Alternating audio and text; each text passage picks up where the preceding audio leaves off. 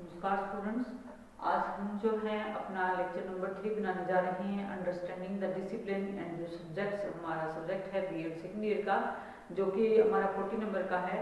और इसका जो यूनिट नंबर 4 हमारा चल रहा है, जिसमें कि हमने जो है वो इससे पहले 2 लेक्चर में जो है वो रियलिज्म के बारे में पढ़ा, और अब जो है इस लेक्चर में हम नेचरलिज्म के बारे में पढ़ने जा रहे हैं कि जो नेचरलिज्म है, और नेचरलिज्म with special reference to nature of knowledge, curriculum and methods of imparting instructions। ठीक है, तो जो अब किस प्रकार से नेचरलिज्म अस्तित्व के अंदर आया, किस प्रकार से जो है वो यथार्थवाद का विरोध के रूप में अगर और आइडियलिज्म के विरोध के रूप में अगर हम देखें तो जो है हमारा प्रकृतिवाद है वो क्या है, अस्तित्व में आया। जब यथार्थवादी कहते हैं कि जो संसार है वो क्या है, जो जैसा हमें दिखाई दे रहा है एक्चुअली के अंदर वो वैसा ही है, और जो प्रत्यक्ष रूप से जिन चीजों को हम देखते हैं वही चीजें जो है वो क्या है, अस्तित्व के अंदर है। लेकिन जो कठोर मान्यताएं समाज के लिए उन्होंने बना दी, समाज के लिए जो आइडियलिज्म ने जो विचारों पर आधारित जो एक स्टेटमेंट उन्होंने दी कि जो सब चीजें हैं वो विचार ही हैं, ठीक है, विचार ही प्रधान है, शब्द ही प्रधान है, समाज ही, यथार्थवाद कहते हैं कि जो चीजें प्रत्यक्ष है वही है मुख्य है। तो लेकिन जब क्या है, प्रकृतिवाद एक ऐसा इज्म आया, एक ऐसा कंसेप्ट आया जो कि जिन लोगों ने प्रकृति को ही सर्वोच्च माना और उन्होंने क्या है, जो बाकी हमारे जो वाद थे उनका विरोध किया। ये कहते हैं कि व्यक्ति जो है जब संसार के अंदर आता है तो क्या है, वो एक निष्पक्ष प्राणी के रूप में आता है, लेकिन जैसे ही वो संसार का उसको सामना करना पड़ता है तो वो विभिन्न प्रकार के दुखों से घिर जाता है। विभिन्न प्रकार का जो हमारा एजुकेशन सिस्टम है या जो हमारा समाज का जो सिस्टम है वो क्या कर देता है, वो व्यक्ति का जीना दुखी कर देता है। इसीलिए क्या है, ये जो नेचरलिज्म है इसके जो मेन हमारे दार्शनिकों की अगर आप बात करें तो बहुत सारे दार्शनिक हैं इसमें, जो मेनली जिसमें से हैं हमारे अरस्तु हैं, कॉन्टे हैं, बेकन हैं, हॉब्स हैं, लेमार्क हैं, रूसो हैं, हक्सले हैं, सैमुअल बटलर हैं। इसके अलावा भी बहुत सारे जो समर्थक हैं प्रकृतिवाद के थे। तो इन्होंने क्या कहा कि जो प्रकृति है वो प्रकृति प्लस वाद, दो शब्दों से मिलकर के बनी है, जिसमें कि मेनली क्या है कि जो चीजें प्रकृति से बनाई है, ये जो संसार है ये सब क्या है, ये प्रकृति की ही देन है, ईश्वर नाम की कोई चीज नहीं है। ठीक है, ये सिर्फ प्रकृति को फॉलो करते हैं और ये कहते हैं कि बच्चे को प्रकृति की गोद में छोड़ दो, ठीक है, बच्चा अपने आप सीख जाएगा। बच्चे को सिखाने वाली प्रकृति है, न कि ईश्वर है ना, क्योंकि बच्चा क्या है, प्रकृति की गोद में जब हम बच्चे को खुला छोड़ देंगे तो प्रकृति उसको अपने आप शिक्षा देगी। बच्चे को एक बार दो बार करके किसी काम को अनुभव हो जाएगा और बच्चा अपने आप सीख जाएगा। और इस प्रकार से वो जो दुनिया की जो बाह्य आडंबर है सारे जो शिक्षण प्रणालियां वगैरह हम यूज करते हैं, बच्चे क्या है उससे जो है वो प्रेशराइज हो जाते हैं। ठीक है, तो हमें क्या है, बच्चे को खुला छोड़ देना है, ओपन छोड़ देना है, नेचर की गोद में बच्चे को छोड़ देना है। देखिए एक डेफिनेशन हम देखते हैं अकॉर्डिंग टू वॉर्ड कहते हैं कि जो प्रकृतिवाद है क्या है, एक ऐसा सिद्धांत है हमारा जो प्रकृति को ईश्वर से पृथक करता है। यानी कि क्या है, ये ईश्वर को नहीं मानता है, ये कहता है कि जो प्रकृति है, जो नेचर है वो क्या है, वो गॉड से अलग है। डिफरेंट मैटर्स हैं दोनों।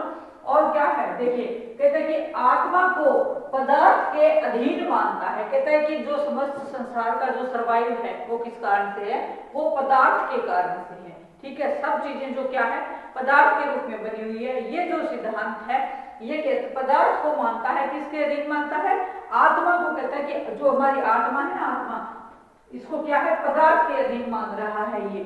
ठीक है, गॉड को नहीं मानता है, और आत्मा जो है व्यक्ति की उसको क्या है, पदार्थ के जो अधीन मानता है, और कहता है कि अपरिवर्तनीय नियमों को सर्वोच्च मानता है, कि जो प्रकृति है उसके जो नियम है उसमें परिवर्तन नहीं होता है। ठीक है, सिंपल बात है, बहुत ही अच्छे शब्दों में इन्होंने अपनी डेफिनेशन दी है। एक बार फिर से मैं रिवाइज करती हूँ। ये कहते हैं, वॉर्ड कहते हैं कि जो प्रकृतिवाद है एक ऐसा सिद्धांत है, एक ऐसा प्रिंसिपल है, एक्चुअली में देखा जाए तो ये ना अपने आप में एक बहुत ही डायनामिक अप्रोच है। और ये कहता है कि जो प्रकृति को ईश्वर से अलग मानता है, और क्या है, जो आत्मा है, आत्मा को क्या मानता है कि ये जो आत्मा है व्यक्ति की, ये क्या है, किसी न किसी पदार्थ के अधीन है। और ये जो सृष्टि है, ये जो ब्रह्मांड है, ये सब किससे बना हुआ है, ये मटेरियलिस्टिक जो है और ये पदार्थों से मिलकर के बना हुआ है। और उसके साथ ही साथ इसने ये कहा कि इसके जो नियम है वो अपरिवर्तनीय है, यानी कि प्रकृति के जो नियम हैं उनको कोई चेंज नहीं कर सकता, और ये यही सर्वोच्च है। सृष्टि का सर्वोच्च जो आधार है वो क्या है, वो नेचर है। ओनली ये जो सिद्धांत ऐसा सिद्धांत है जो कि नेचर को सुप्रीम पावर मानता है कि हमारा जो नेचर है वही सर्वे सर्वा है, नेचर के अलावा और किसी एग्जिस्टेंस को वो स्वीकार नहीं करता है। दूसरा, इस सिद्धांत की सबसे बड़ी विशेषता क्या है, ये सिद्धांत कहता है कि जो बच्चा है, बच्चा ही सर्वोपरि है। ठीक है, जो बच्चा है, बच्चे के लिए एजुकेशन होनी चाहिए। बच्चे को प्रकृति की गोद में खुला छोड़ दो, बच्चा प्रकृति उसको अपने आप शिक्षित कर देगी। सबसे जो महान इसके जो समर्थक हुए उनमें से जो है रूसो जी का नाम आता है कि रूसो कहते हैं, रूसो ने जो नेगेटिव एजुकेशन का कंसेप्ट दिया है कि जो नेगेटिव एजुकेशन में इन्होंने क्या कहा, इन्होंने कहा, इनके ग्रंथ, महान ग्रंथ इन्होंने लिखा नेचरलिज्म पर, जिसका नाम था एमाइल एंड एजुकेशन। एमाइल क्या था, एक बच्चा था, एंड एमाइल एंड एजुकेशन के नाम से इन्होंने एक ग्रंथ लिखा जिसमें उन्होंने कहा कि जो शिक्षा है वो बच्चे के लिए है, नहीं कि बच्चा शिक्षा के लिए है ना। फिर जो हम इसकी बात करें आगे, अगर हम थोड़ा सा इसके अंदर देखें तो विभिन्न विद्वानों ने विभिन्न परिभाषाएं नेचरलिज्म की दी हैं, लेकिन जो प्रकृतिवाद है उसका अर्थ क्या है, सिंपल शब्दों में समझिए इसकी। सिंपल शब्दों में प्रकृतिवाद का जो अर्थ है वो ये है कि दो चीजों से लेकर के बना है, और जो प्रकृतिवाद क्या है, वाद का अर्थ क्या होता है, प्रकृतिवाद, प्रकृति और वाद दो शब्दों से मिलकर बन गया। प्रकृति का मतलब प्रकृति और वाद का मतलब क्या है, विचारधारा, कोई एक कंसेप्ट, कोई एक विचारधारा, कोई एक स्टेटमेंट जिसको लेकर के हम काम करते हैं। ठीक है, तो जो दो चीजों से लिया गया है इसके अंदर, एक आपका आ गया भौतिक प्रकृति आ गई, दूसरी आपकी आ गई इसके अंदर बालक की प्रवृत्ति आ गई। भौतिक प्रवृत्ति से क्या मतलब कि जो चीजें क्या है, पदार्थ से बनी हुई है, कह रहा है कि है ना, तो वो चीजें पदार्थ क्या है, ये भौतिक मटेरियल है। दूसरा, एक प्रकृति किसकी, पदार्थ की प्रकृति, और जो दूसरी प्रकृति है वो किसकी, वो बालक की प्रकृति। दो तरह के स्टेटमेंट्स को लेकर के ये जो इज्म है काम करता है। ठीक है, भौतिक प्रकृति क्या है, बाह्य प्रकृति है, जो कि सारा ये जो हम देख रहे हैं, ये जो सारा इंफ्रास्ट्रक्चर है, या जो भी संसार की जो वस्तुओं का निर्माण हो रहा है, जिनका हम प्रयोग करते हैं सारा दिन अपने जीवन को चलाने के लिए, तो वो चीजें हमारी क्या आती है, वो हमारी भौतिक प्रकृति के अंदर आती है। लेकिन हम करते किसके लिए हैं, हम बच्चे के लिए करते हैं, बालक के लिए करते हैं। बालक की प्रकृति के अकॉर्डिंग हमने जो है वो शिक्षण विधियों का निर्धारण करना है, बालक की खुशी के लिए, बालक की रुचि के लिए, बालक की जो अभिरुचियां हैं उसके लिए हमने क्या करना है, अपना जो सिस्टम, एजुकेशन सिस्टम है, बालक के अकॉर्डिंग हमने चलाना है। तो जो चाइल्ड सेंटर्ड का जो कंसेप्ट है वो प्रकृतिवाद की बहुत ही महान देन है, जिसको कि आज भी जो है, आज क्या है, आज तो हमारी शिक्षा का जो केंद्र बिंदु है वो क्या है, वो बालक ही है, और वो किसकी देन है, वो नेचरलिज्म की देन है। ठीक है स्टूडेंट्स, तो रूसो का जो महान ग्रंथ है उसमें भी उन्होंने क्या कहा, उन्होंने जो इनके महान ग्रंथ का नाम है एमाइल एंड एजुकेशन, इसमें इन्होंने कहा कि जो बालक है वही सर्वे सर्वा है, बालक की खुशी के लिए बालक को शिक्षा देनी है, बालक ही नेचर का जो है वो नेचर ने बालक को बनाया है। ठीक है, इस सृष्टि का निर्माण किसने किया, नेचर ने किया है, ना कि गॉड ने किया है। भगवान नाम की कोई चीज नहीं है, और है तो वो भी क्या है, नेचर के अंडर ही है। सब सर्वे सर्वा क्या है, नेचर है। तो ये थे नेचरवाद की आपकी डेफिनेशन। इसके बाद हम थोड़ा सा नेचर की जो विशेषताएं हैं प्रकृतिवाद की, नेचरलिज्म की, वो उस पर डिस्कस करने जा रहे हैं कि जो मेन प्रकृतिवाद की विशेषताएं हैं वो कौन कौन सी हैं। फर्स्टली देखिए, फर्स्टली क्या कहता है कि जो प्रकृतिवाद है वो क्या है, प्रकृति को ही सब कुछ मानता है। ठीक है, प्रकृतिवाद क्या करता है, प्रकृति को ही सब कुछ मानता है, प्रकृति को ही सब कुछ मानता है।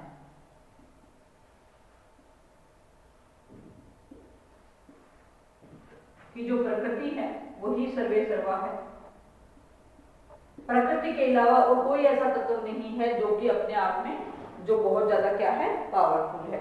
ठीक है, फिर कहता है जो संसार है ये किसने बनाया है, ये प्रकृति ने ही बनाया है। ठीक है, और जो भौतिक संसार को सत्य मानते हैं, और इनकी एक खास बात प्रकृतिवादियों की देखा जाए तो ये क्या है, ये आध्यात्मिक संसार को नहीं मानते। तो ये किस संसार की कल्पना करते हैं, ये जो भौतिक संसार है इसके तो सर्वाइवल मानते हैं कि ये व्यक्ति के जीने के लिए जरूरी है, लेकिन जो आध्यात्मिकता नाम की चीज है उसको नहीं मानते हैं ये, क्योंकि ये लोग क्या है, ये ईश्वर को नहीं मानते हैं। तो ये क्या है, ये जो है वो आध्यात्मिकता को नहीं मानते। तीसरा अगर इसके अंदर हम पॉइंट देखा जाए तो ये कहते हैं कि जो ये एजुकेशन है वो किसके लिए होनी चाहिए, बच्चे के लिए होनी चाहिए। तो जो एजुकेशन है वो क्या है, इसकी एक विशेषता ये होगी कि इन्होंने बुकिश नॉलेज का विरोध किया कि जो किताबी शिक्षा है उसको शुरू से काट दिया जाए, क्योंकि किताबी शिक्षा क्या है, बच्चे को सिर्फ शब्दों में बांध के रखती है, ठीक है, और जब क्या है उसको रियल के अनुभव वहां पर नहीं होते हैं, सेंस ऑर्गन्स से जो है वो बच्चा वहां पर नहीं सीखता है, लर्निंग बाय डूइंग उसमें नहीं कर पाता है ना। तो ये जो कुछ एक ऐसे शिक्षण विधियां हैं जो कि प्रकृतिवाद की बहुत अच्छी देन है।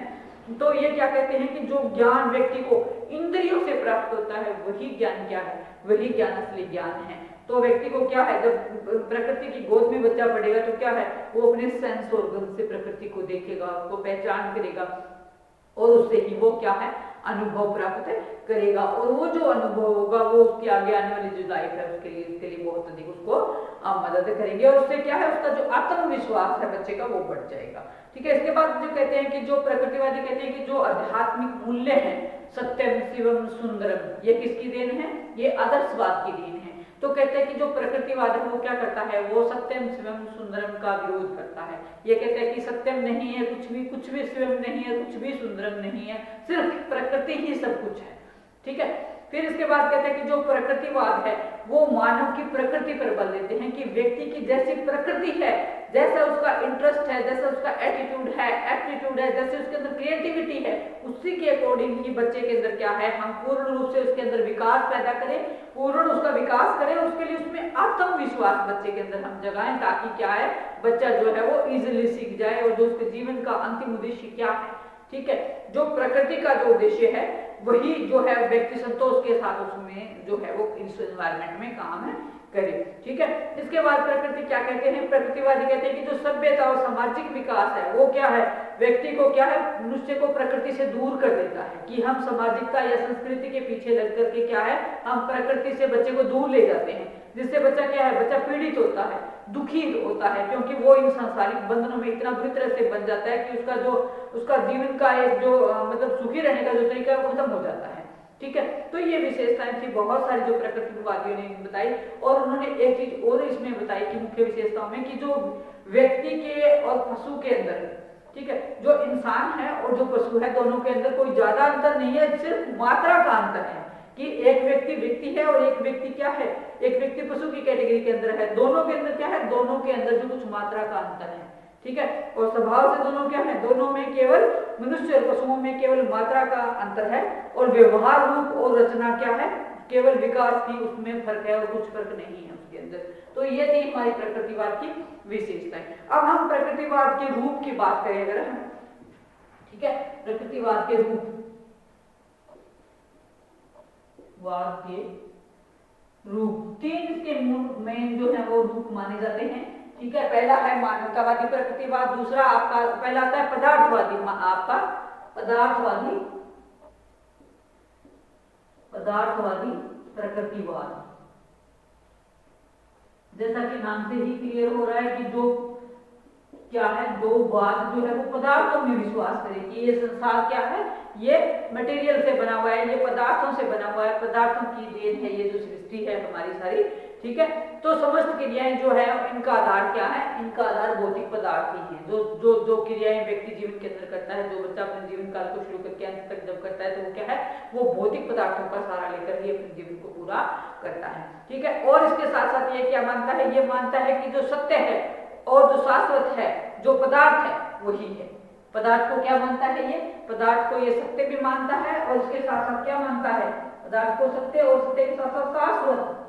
शाश्वत का मतलब कि जो सदा सदी चलने वाला हो, वो जो है वो उसको क्या मानता है, ये पदार्थ को ही सत्य मानता है, उसके साथ साथ पदार्थ को ही क्या मानता है, शाश्वत मानता है, ठीक है। इसके अलावा जो कहते हैं कि जो मनुष्य है उसकी कोई अंतर प्रकृति से कोई संबंध नहीं है इस बात का, वो केवल बाह्य प्रवृत्ति से ही है व्यक्ति की, क्योंकि शिक्षा क्या है, शिक्षा एक मानवीय प्रक्रिया है और इसके ऊपर पदार्थवादी प्रकृति का कोई प्रभाव नहीं पड़ता है, ठीक है।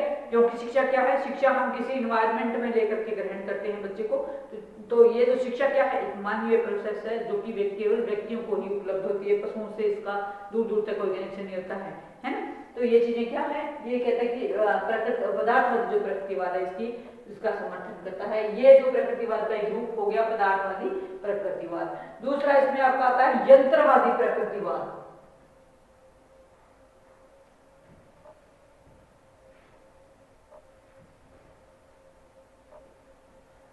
दूसरा आता है यंत्रवादी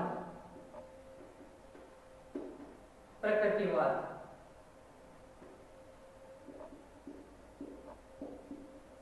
यंत्रवादी क्या कहते हैं?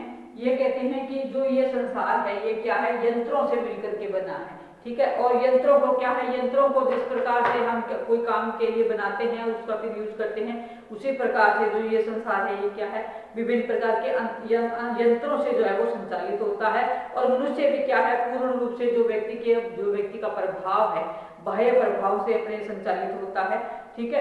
तो जिस प्रकार कहते हैं कि यंत्र स्वयं कार्य नहीं कर सकता, उसी प्रकार से मनुष्य भी जो है वो स्वयं कार्य नहीं कर सकता। लेकिन जब उसको प्रकृति की गोद में छोड़ दिया जाता है तो प्रकृति क्या है, उसके साथ यंत्रवत व्यवहार नहीं करती, लेकिन उसको ऑटोमेटिकली जो है वो काम करना सिखा देती है। और क्या है, प्रत्येक जो बालक है कुछ न कुछ क्या है, सहज क्रियाएं होती हैं व्यक्ति की, जो जन्म से ही बच्चा लेकर के पैदा होता है ना। कुछ बच्चे की मूल प्रवृत्तियां भी होती हैं जिनको लेकर के बच्चा पैदा होता है। तो बच्चा क्या है, अपनी नेचर के अकॉर्डिंग ही जीवन भर काम करता है। उसकी मूल प्रवृत्तियों का क्या है, हम प्रशिक्षण कर सकते हैं, प्रशिक्षित उसको कर सकते हैं। लेकिन क्या है, ये कहता है कि जो कृत्रिम विद्यालय है और जो कृत्रिम विद्यालय का जो इन्वायरमेंट है वो व्यक्ति की जो मूल प्रवृत्तियां हैं उसको क्या कर देती है, खराब कर देती है, जिससे कि जो है जो बच्चा जो काम करने वाला है उसका क्या है, उसका जो सारा जो क्या कहते हैं, उसको संवेगों को प्रभावित कर देता है ये चीजें। तो ये क्या, इसीलिए कहते हैं कि बच्चे को प्रकृति की गोद में रहकर के ही जो है वो शिक्षण कार्य करना चाहिए और प्रकृति का ही क्या है, सम्मान हमेशा करना चाहिए, ठीक। इसके बाद हमारा इसके अंदर एक पॉइंट और होता है जैविक प्रवृत्तिवाद। जैविक प्रकृतिवाद, जैविक प्रकृतिवाद। जैविक प्रकृतिवाद क्या कहता है कि जो सृष्टि है वो किससे मिलकर के बनी है, वो जीवों से मिलकर के बनी है। कि जीवों के जो काम है, जो जीव हैं वो प्रकृति की ही देन है, जीव प्रकृति के बनाए हुए हैं और प्रकृति ही उन्हें एक समय के बाद उनका अंत कर देती है, ठीक है। ऐसी उनके विचारधारा है। और इसके अनुसार कहता है कि जो साधारण जाति के हम जैसे देखते हैं, पेड़ पौधे हैं, जीव जंतु हैं, मनुष्य हैं, पशु हैं, ठीक है। और उन सबका क्या है, स्वभाव भी सबका अलग अलग है, सबका रूप रंग आकार अलग अलग है, कोई जो दो चीजें हैं वो सेम नहीं है, ठीक है। देखिए ये कितनी बड़ी एक आश्चर्य की बात है कि प्रकृति ने हर एक जीव को, हर एक पौधे को, हर एक पेड़ को अलग बनाया है, कोई दो चीजें जो है वो सेम नहीं है, ठीक है। ये प्रकृति का ही एक करिश्मा है। तो जो प्रकृति वाली जो विचारधारा है वो इसके सिद्धांत का इस सिद्धांत में बड़ी ही आस्था रखती है कि संसार में क्या है, जीवों के विकास का एक निश्चित क्रम प्रकृति ने बनाया हुआ है और उस क्रम के अकॉर्डिंग ही जो है वो हम जन्म और मृत्यु को प्राप्त होते हैं, ठीक है। और इसमें जो है जो जैविक प्रकृतिवाद है इसका समर्थन किसने किया, इसका समर्थन किया डार्विन महोदय ने। डार्विन महोदय ने दो बातें कही हुई थी जैविक प्रकृतिवाद से जो रिलेटेड थी। एक तो इन्होंने कहा था कि जीवन के लिए संघर्ष करना पड़ेगा, सबसे पहला इनकी स्टेटमेंट थी कि जीवन के लिए संघर्ष जरूरी है, जीवन के लिए संघर्ष जरूरी है। और दूसरा इन्होंने कहा कि जो व्यक्ति फिट है, fittest, survival of the fittest की बात इन्होंने की कि जो व्यक्ति है वो क्या है, जो व्यक्ति फिट है वही जो है क्या है, समर्थ का अस्तित्व, हिंदी में हम इसको कहेंगे समर्थ का अस्तित्व, सर्वाइवल ऑफ द फिटेस्ट, समर्थ का अस्तित्व। कि जो व्यक्ति अपने आप को समर्थ है वही अपने आप को जीवित रख सकेगा, समर्थ का अस्तित्व स्वीकार्य।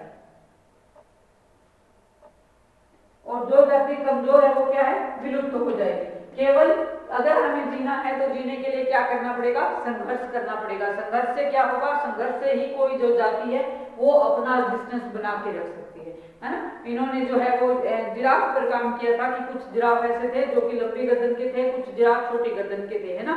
तो एक समय ऐसा आया कि जो है बहुत अकाल पड़ गया और झाड़ियों में क्या है, जो जिराफ थे जिन्होंने क्या है अपना पेट की भूख मिटाने के लिए गर्दन को ऊपर करके जो है, जिन्होंने झाड़ियों के पेड़ पत्ते खा करके अपना पेट भरा था, तो उससे क्या हुआ था, उससे जो है उसकी गर्दन लंबी होगी। लेकिन जो पहले जिराफ ऐसा नहीं था, जिराफ की पहले गर्दन छोटी हुआ करती थी। तो इन्होंने ये कहा कि जो जीना है ना अगर, तो जीने के लिए संघर्ष बहुत जरूरी है। इसी प्रकार से जो इंसान को भी क्या है, अपना जीवन जीने के लिए संघर्ष करना पड़ता है। और जो जाति संघर्ष करेगी वही सर्वाइव करेगी। और जो कहते हैं कि जो समर्थ का अस्तित्व स्वीकार करती है ये, और जो इन चीजों को जो नहीं सहन कर पाएगी वो अपने अस्तित्व खो देगी, अपने आप को वो प्रजाति क्या है, लुप्त कर देगी। तो ऐसा इन्होंने कहा था। और ये जो जैविक प्रकृतिवाद है, ये बहुत ही लंबे समय से जो है वो इन दो सिद्धांतों को लेकर के, जो कि आज भी मान्य है ये समाज के अंदर हमारे, कि जो जीवन के लिए जो है वो संघर्ष जरूरी है। और जो समर्थ है, जो समर्थ है उसी का अस्तित्व जो है वो हम स्वीकार करते हैं। जो समर्थ नहीं है सर्वाइव करने में, उसका जो है वो एक्सेप्ट दुनिया उसको नहीं करती है। और प्रत्येक प्राणी क्या चाहता है, देखिए प्रत्येक प्राणी जीवित रहना चाहता है, प्रत्येक जीव जीवित रहना चाहता है, मरना कोई नहीं चाहता है। लेकिन क्या है, फिर भी उसको जीने के लिए क्या करना पड़ता है, संघर्ष करना पड़ता है। और संघर्ष में वही व्यक्ति जीवित रहता है जो समर्थ होता है। ठीक है, जो व्यक्ति संघर्ष करना छोड़ देगा वो क्या है, अपना सामर्थ्य खो देगा। तो ये बहुत ही अच्छी बात इन्होंने कही थी। और इस विचारधारा के अनुसार बालक कहता है कि बच्चे को इस प्रकार की शिक्षा देनी चाहिए कि जो किसी भी प्रकार की चाहे जीवन के अंदर परिस्थितियां हैं, किसी भी प्रकार का वातावरण हो, उसको अपने अनुकूल डाल दे बच्चा। देखिए प्रकृतिवाद की कितनी अच्छी बात यहाँ पर कही कि हमें अपने इन्वायरमेंट के अकॉर्डिंग अपने आप को ढाल लेना है। हमने बच्चे को ऐसी शिक्षा देनी है, ऐसा एजुकेशन देना है बच्चे को कि बच्चा जो है वो अपने आप को अपनी परिस्थितियों के अकॉर्डिंग ढाल ले। जिस प्रकार की परिस्थितियां उसी के अकॉर्डिंग अपने आप को चेंज कर ले, वातावरण को अपने अनुकूल बना ले। अगर वातावरण प्रतिकूल भी है तो भी क्या है, परिस्थितियों को जो है वो बच्चा अनुकूल अपने बना सकता है। तो इस प्रकार से प्रकृतिवाद के उन्होंने तीन मुख्य रूप दिए थे। पहला था हमारा पदार्थवादी प्रकृतिवाद, दूसरा है हमारा यंत्रवादी प्रकृतिवाद, और तीसरा है हमारा जैविक प्रकृतिवाद सॉरी। ठीक है, प्रकृतिवाद के जो संप्रदाय हैं, स्कूल ऑफ नेचुरलिस्ट जो है वो भी काफी सारे हैं। देखिए पहला है इसमें मूल प्रवृत्तिवादी संप्रदाय, दूसरा आपका है प्राणी शास्त्रीय संप्रदाय, और तीसरा इसमें आता है प्रायोगिक संप्रदाय।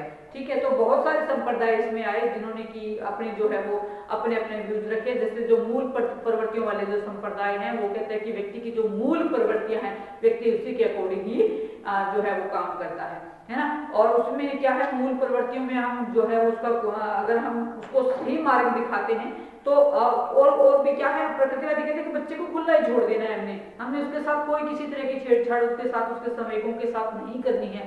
प्रकृति बच्चे को अपने आप सिखा देगी। ठीक है, तो बच्चे को क्या है, उसकी मूल प्रवृत्तियों के साथ उसको खुला छोड़ दो और बच्चे को शिक्षा ग्रहण करने दो। दूसरा इसमें था प्राणी शास्त्रीय संप्रदाय। प्राणी शास्त्रीय संप्रदाय क्या कहता है कि संसार में जीवन को बनाए रखने के लिए, कि वही बात है कि जीवन में बनाए रखने के लिए क्या है, हर एक प्राणी को संघर्ष करना पड़ता है, और जो संघर्ष करने में समर्थ है उसी का एग्जिस्टेंस रहेगा। ठीक है, ये था प्राणी शास्त्रीय जीव शास्त्र। उसके बाद कहता है प्रकृतिवाद। व्यक्ति को क्या है, प्रायोगिक संप्रदाय की बात करते हैं। ये कहते हैं कि मनुष्य की जाति जो है वो क्या, समस्त क्रियाओं और अनुभवों का क्या है, वैज्ञानिक अध्ययन करने के बाद ही जीवन का जो सत्य को निश्चित किया जा सकता है कि किस प्रकार से जो व्यक्ति है वो सर्वाइव कर रहा है, किस प्रकार से क्रियाएं कर रहा है, और किन किन किन अनुभवों को वो प्राप्त कर रहा है।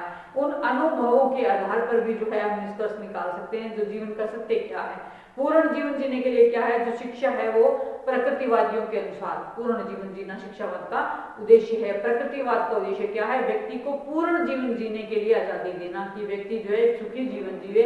उसके लिए क्या है, बच्चे को प्रकृति की गोद में छोड़ दो, प्रकृति के सहारे छोड़ दो, प्रकृति के जरिए ही उसको शिक्षा दो। अब हम थोड़ा सा इसमें अगर देखें तो जो मेन चीजें हमारी क्या निकल के आई है अब तक, वो यही निकल के आई है कि जो प्रकृतिवाद है वो क्या है, मेन रूप से प्रकृति और वाद दो शब्दों से मिलकर के बना है। प्रकृति का मतलब नेचर या प्रकृति, और वाद का मतलब कोई एक विचारधारा। ठीक है, जिसने किसका समर्थन किया, जिसके जो मेन समर्थक थे वो थे अरिस्टो हमारे, Comte, Bacon, Hobbes, Lamarck, Rousseau, Huxley और सैमुअल बटलर महोदय आदि। और इसके अलावा और भी बहुत सारे समर्थक हैं जो नेचरलिज्म को जो है वो एक्सेप्ट करते हैं। तो और उसमें हमने मेन जो दो डेफिनेशन देनी थी, एक मैंने आपको यहाँ पे लिखी है कि वार्ड के अनुसार, वार्ड कहते हैं कि जो प्रकृतिवाद है वो क्या है, वो एक सिद्धांत है जो कि क्या है, प्रकृति को ईश्वर से अलग करता है, ईश्वर से पृथक करता है, और आत्मा को पदार्थ के अधीन मानता है, और क्या करता है, अपरिवर्तनीय नियमों को सर्वोच्च मानता है कि जो प्रकृति के नियम हैं वो क्या है, वो सर्वोच्च हैं, उनमें कोई भी चीज हम नहीं कर सकते हैं।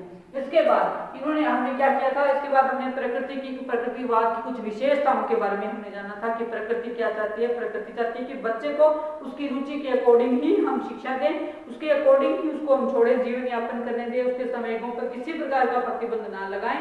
वो जो बुकिश नॉलेज है उसका टोटली जो है वो रूसो साहब ने जो है वो क्या किया है, उसको नेगेटिव एजुकेशन को कहते हैं कि नेगेटिव एजुकेशन का कंसेप्ट ही काट देना चाहिए। बच्चे को किसी प्रकार की किताबी शिक्षा हमें नहीं देनी है, बल्कि क्या है, बच्चे को जो है वो ओपन इन्वायरमेंट के अंदर हमने छोड़ना है, ताकि बच्चा जो है वो अपनी रुचि के अकॉर्डिंग, अपने सामर्थ्य के अकॉर्डिंग, अपने इंटरेस्ट के अकॉर्डिंग जो है वो अपना जीवन जिए और सुखी जीवन जिए। उसके बाद क्या है, हमने जो प्रकृतिवाद के रूपों के बारे में पढ़ा, जिसमें 3 हमारे हमने मेनली रूपों के बारे में पढ़ा। पहला था हमारा भौतिकवादी प्रकृतिवाद, दूसरा हमारा यंत्रवादी प्रकृतिवाद और तीसरा हमारा जैविक प्रकृतिवाद, जिसमें कि जैविक प्रकृतिवाद का जो समर्थन था वो डार्विन महोदय ने किया। डार्विन महोदय ने बहुत ही अच्छी बात कही कि जो जीवन है उसके लिए अगर हमें जीना है तो संघर्ष करना पड़ेगा, और जो समर्थ है केवल वही संघर्ष कर पाएगा जो कि जीवन जीने में समर्थ है। ठीक है, तो बच्चे को क्या है, बच्चे को जीवन जीने के लिए, सुखी जीवन जीने के लिए उसको उपयुक्त वातावरण का निर्माण करना पड़ेगा और हर परिस्थिति को क्या है, अपने अनुकूल ही बनाना पड़ेगा। तो स्टूडेंट्स, ये था हमारा प्रकृतिवाद पर आज का लेक्चर। Thank you.